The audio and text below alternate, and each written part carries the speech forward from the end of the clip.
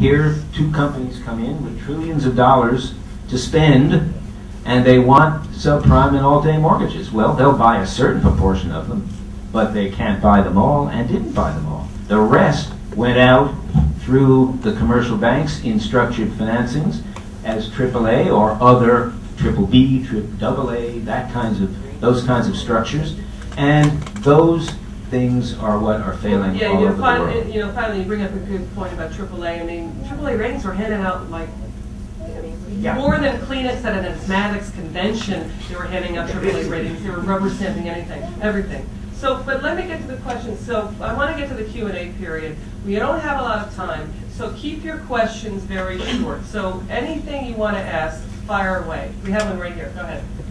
And make it loud. Speak loudly. Is it possible to settle the dispute about the role of CRA by studying what happened?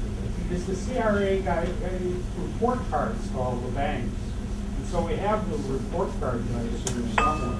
And go back and look at the capital impact and the impact. Okay, all right. So who wants to take that one?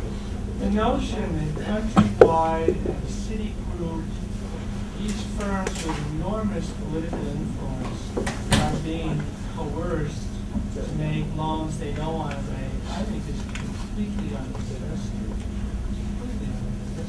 These banks were eager to make these loans because they thought that with very low interest rates, rising prices, they would make a lot of money, and of course for several years they made enormous money.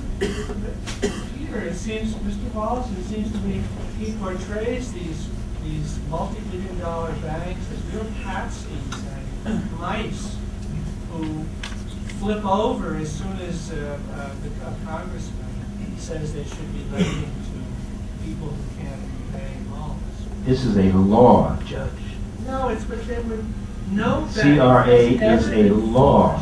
By law, yes, to make an improvident loan.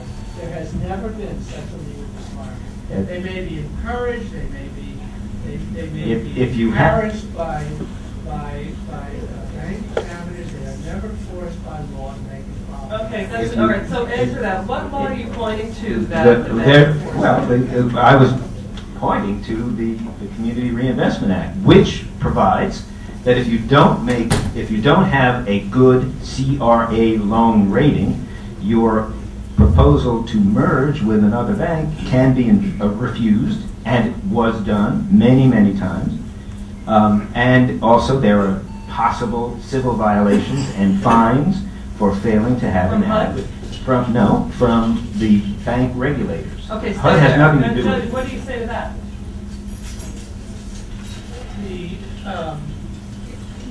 I'm sure that when as with any kind of affirmative action, whenever you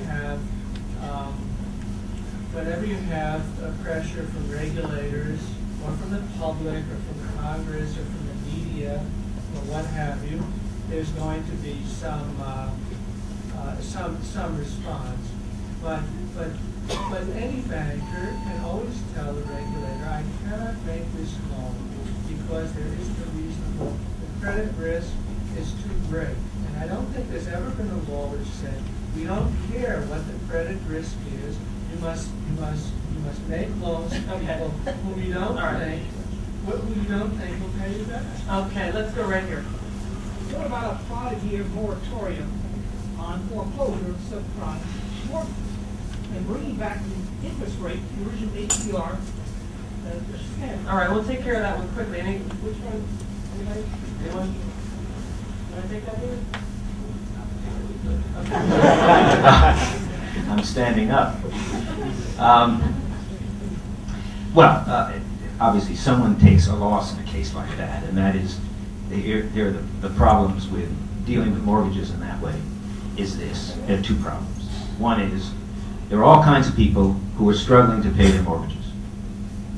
They work 2 jobs, couples work 2 jobs, and they are trying to meet their obligations.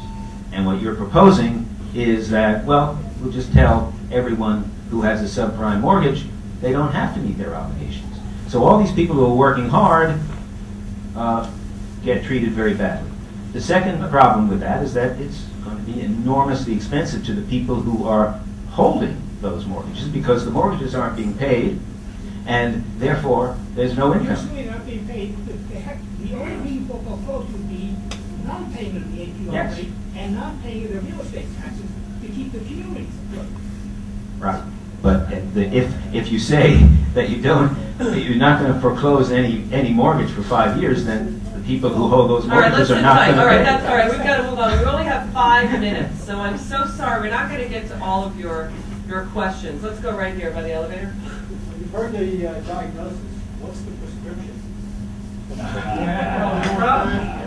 the problem is there's a huge embarrassment to the economics industry, economics profession. Nobody knows, actually. Like short and sweet. And nobody knows what to do. For everything about depression economics is controversial, including Mr. Wallison's statement that the problem was that the Federal Reserve in the 30s didn't loosen the money supply. That's a theory, but there's no agreement on anything. And I think what the government is doing, and starting the Bush administration's continuing the Obama administration, they're doing everything. They're doing bailouts, they're doing loose monetary policy, they're doing mortgage relief, they're doing a stimulus package, a Keynesian deficit spending, put money in people's pockets, try to substitute public works for diminished private demand, and I think that's prudent because there isn't any agreement in the economics profession as to what you do in a situation like that. All right, we're going to have time for one Can I more just- question, and we're can I going to just get make- Peter to answer that. Go ahead, Peter.